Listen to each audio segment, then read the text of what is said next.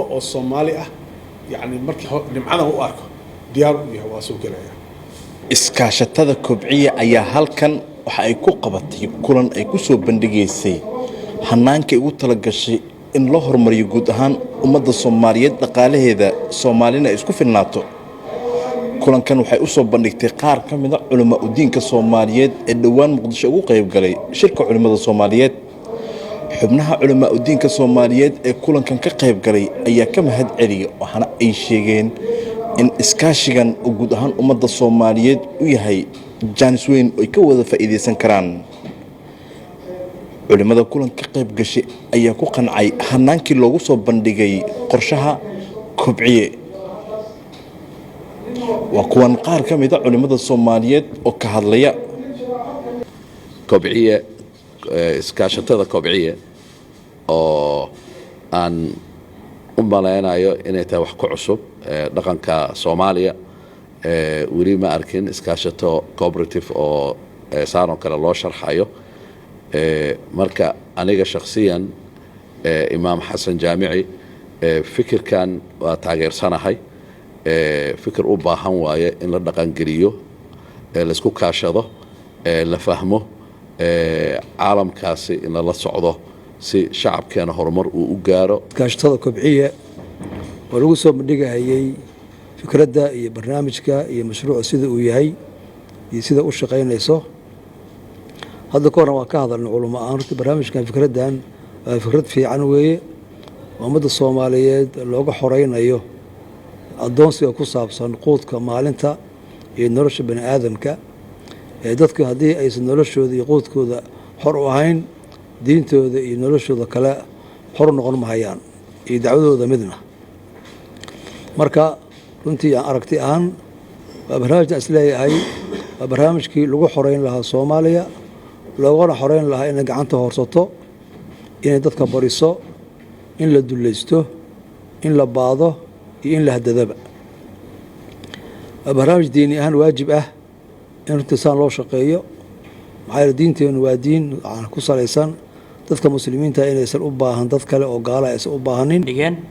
oo kobciya iskaashatada kobciye runtii aad iyo aad baan Yuusuf ahaan ugu qancay uguna farxay dhowr arrimoodna waan rabaa inaan ka tilmaamo koow waxa ka mid oo aad ii soo jiitay dadka oo dhan inay isku lacag bixin hayaan qof walba ama taajir ahaado ama faqiir ahaado ama dhexdhexaad ahaado kulligood qof walba inuu bixin hayo يعني $1 ama 50 cents inuu bixin hayo maalintii arrintaas oo tusinaysa in aan lagu kala xoog badnayn qof gooni u sheegan karna uusan jirin runtii aad bay ii soo jiidatay waxa kale oo ii soo jiitay habka ay u shaqeynayso oo ah ama General Assembly-ga oo ah in magaalo kasta uu ka imaan hayo dad hufan oo nadiif ah oo diintooda iyo dadnimadooda lagu kalsoon yahay oo hadhowtiina ma taqaan ummadda u khidmeynaya alaha kobciye iskaashatada kobciye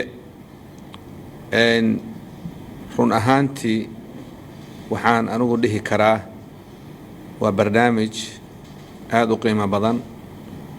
oo ay hogaaminayaan rag aqoon-yahano iyo culimaba ah ee waqti aad u badan iyo maskaxna ay geliyeen fawaa'id fara badanne ay ku jirto kuwa adduunyo iyo kuwa aakharaba oo qof kasta oo Soomaaliya uu ka faa'iideysan karo mid nool iyo mid dhintayba si aad u qurux badan oo aqoon iyo runtii cilmi ku dheehan ayay u soo bandhigeen waa barnaamij isugu jiro dhaqaale dalkan in loo sameeyo faqriga laga saaro walaalayn iyo midayn ummadda Soomaaliyeed la midaynayo inta kadib xubnaha sare ee kobciye ayaa iyana dhankooda ugu mahad celiyay culimada Soomaaliyeed waqtiga ay siiyeen iyagoona u sheegay muhiim ay tahay in fikirkan ay la sii baahiyaan